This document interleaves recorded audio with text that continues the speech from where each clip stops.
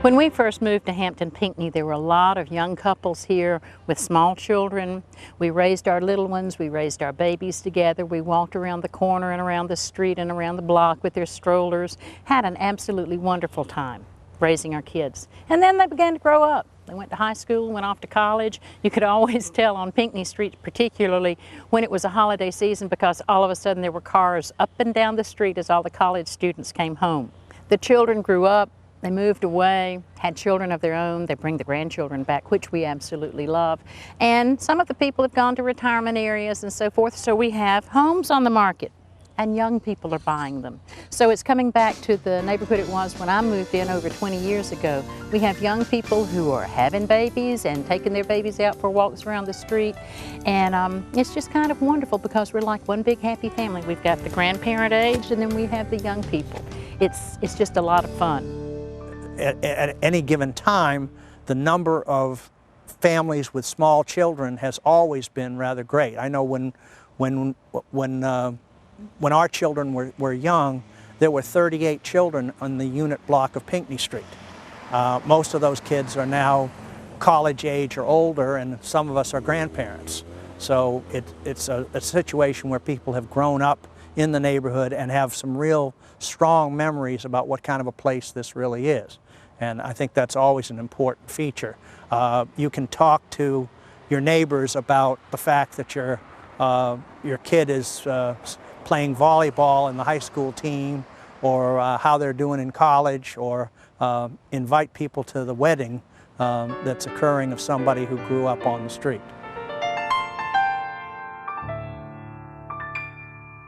At the very beginning, I was scared of this house. It was dark and big, and there were so many rooms and closets and staircases, and that was so foreign compared to the little house that we had lived in. I liked it at first because it was just big, and I thought it was cool to be in a big house. But there were a lot of flaws with it too. Like, you'd grab onto the doorknob and the doorknob would fall off, and little cosmetic things like that. But now I always tell my husband, if we ever built, I would want it to look like an old house, just the character and the charm, and the sliding pocket doors and the hardwoods and all that was really cool. And I remember being able to pick out which room I wanted, and I thought I picked the coolest room, but then her room, when you looked out the window, you could see the old Ray's Jewelers sign, which was really cool to be able to see that. If it was just right, if the trees were right, all that kind of stuff. And then I just loved all the different sounds, the fire trucks, the ambulances, the police cars, the train from the train station, concerts downtown you could hear. You could walk to River Place Festival, all for Greenville. Once we hit probably late middle school and high school, we had a lot more freedom to, I can remember what Kelley mentioned, River Place and Fall for Greenville. It was so nice, even in college, to be able to park at Mom and Dad's house and just walk down to the festivals, not have to deal with the traffic and stuff. And my best friend in high school lived over on Hampton, and there's an alley that connects it, so I would just walk from here over to Emily's house to go borrow clothes. The alley was really cool. That was something that you didn't have in the burbs. Living here, growing up in this house and living so close to downtown was definitely a unique experience.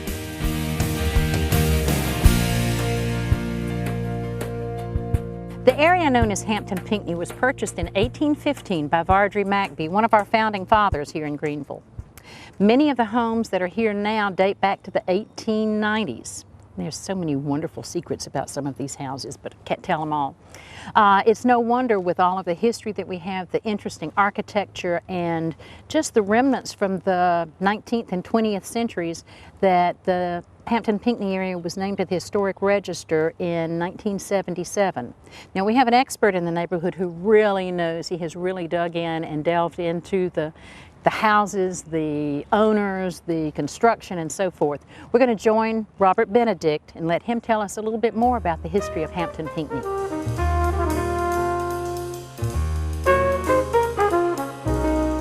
The Hampton-Pinckney neighborhood is significant for a number of reasons. It's truly unique to the upstate. We have a lot of layers of history. We have a very close association with the father of Greenville, Vardry McBee. The neighborhood literally is in the shadow of McBee's home place. Prospect Hill. And his land holdings included the neighborhood, and a number of his descendants wound up living in the neighborhood, both in the 19th century and throughout the early part of the 20th century as well. The neighborhood also possesses architectural significance with several different architectural styles that you just don't see in the upstate. We've got antebellum homes, we've got a number of Queen Anne and Craftsman homes, colonial revival, even some eclectic styles with some prairie influences and some later styles as well. So it spans a history that really goes back about 150 years. The neighborhood is also significant because it was Greenville's first trolley car neighborhood. We had two trolley car lines that actually flanked the neighborhood. We had one that ran up Old Buncombe Street just to the north of us, and we had one that ran up West Washington Street just to the south of us.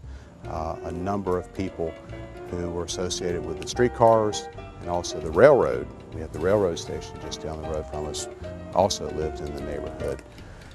We were the first neighborhood in Greenville to be locally designated as a historic district, both at the local level, and also we became Greenville's first National Register Historic District, which occurred on December the 12th, 1977. The W.P.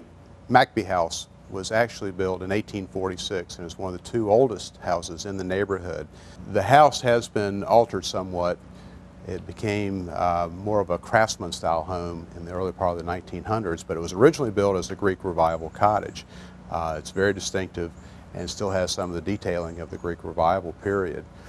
This house was passed on to others, and the current owners have spent quite a bit of time renovating the home, and it's one of the more distinctive homes in the neighborhood. The Rickman House was built in 1908 and is one of the best examples of Queen Anne architecture in the upstate. If you'll note the prominent wraparound porch and the gazebo, it has some very distinctive features of the Queen Anne style. It's also architecturally significant because this was the period when balloon frame construction became the practice instead of timber frame construction. And with the Queen Anne styles, you could have a much more exuberant style, as you see here. The current owners have done quite a bit of work with it, but it's one of the best Queen Anne homes in the area.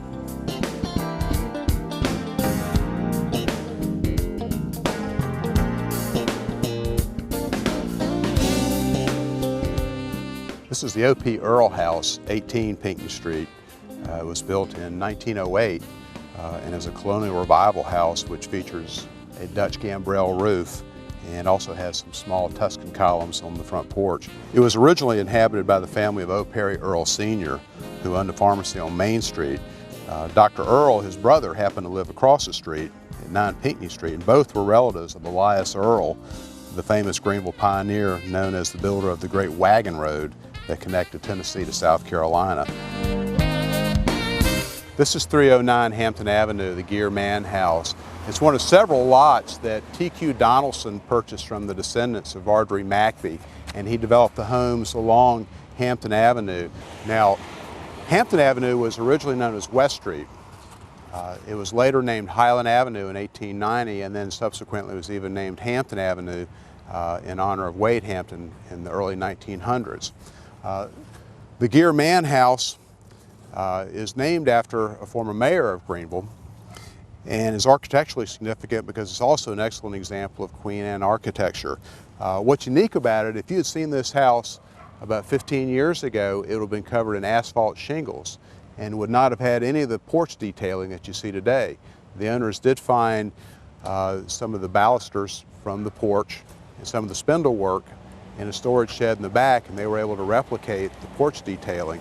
And they did remove the shingle siding, and what you have today is a fine example of Queen Anne architecture in Hampton-Pinckney. This is the Landrum House. The Landrum House is one of the oldest homes in the neighborhood. It was constructed in 1874 and is somewhat of an eclectic home. It was originally built by Chevis Montgomery Landrum and his wife, Penelope Melinda McBee, one of the McBee descendants. Now what's interesting about this house is Mrs. McBee wanted a house that was somewhat unique and modeled after one that she liked up in Brevard. So they had the house constructed and they lived in what they called the honeymoon cottage in the rear of the house for a period of almost a year. But if you'll notice some of the interesting detailing with the house, the distinctive motif in the gable over the porch and a very nice fan light. So it encompasses several different architectural styles, which was a transition into the Queen Anne styles of the latter part of the 19th century. The Briggs House, 326 Hampton Avenue, was built around 1905 by Henry Briggs, who married Lula McBee, the granddaughter of Vardry McBee. Now, Henry Briggs was a mayor of Greenville as well, and the house is very indicative of the family's prominence here in Greenville. The home's prairie architectural influences features a distinctive central doorway with side lights and a transom that's flanked with pilasters and an entablature with dentils. Other significant details include the Tuscan columns and defined masonry details with coins and even the paneled chimneys. And there's 15 rooms in the Briggs house, which was really a statement during the early part of the 20th century of their affluence. This is the Frank Butler McBee house. It was constructed in the 1850s and it is one of two examples that we have of antebellum architecture in Hampton-Pinckney. It's architecturally significant because you'll see it's built in the Greek Revival style. If you look at the doorway, you can see that it has the transoms, has a transom with side lights.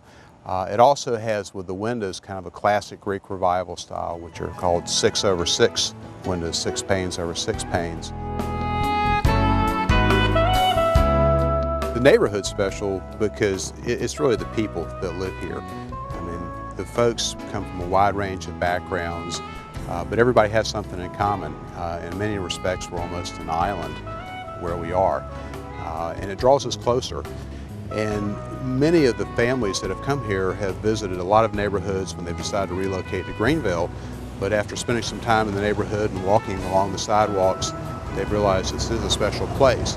And the people care more about the homes than many other neighborhoods too.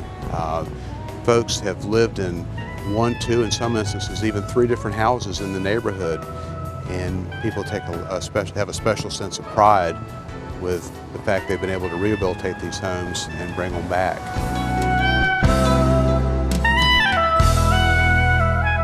One of the other influences on the neighborhood certainly was its proximity to Textile Hall, which was on West Washington Street from 1917 until 1992. When Textile Hall was demolished, a number of folks in the neighborhood attempted to salvage various artifacts from there, and I did so and constructed the walk that is in front of our house here at 14 Pinckney.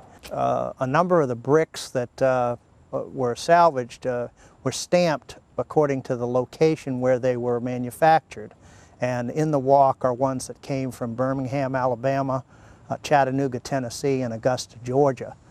So it's very clear that the size and magnitude of the Textile Hall was something that was contributed to by materials from all over the Southeast. The Neighborhood Association was also instrumental in having the historic marker placed on West Washington Street at the location where Textile Hall stood for 75 years. Well, there are several houses in the neighborhood where there's a carriage step, which is a very heavy stone that was placed at the curb in order to enable people to alight from horse-drawn carriages and subsequently from early automobiles. And so a number of us have maintained those in their original locations.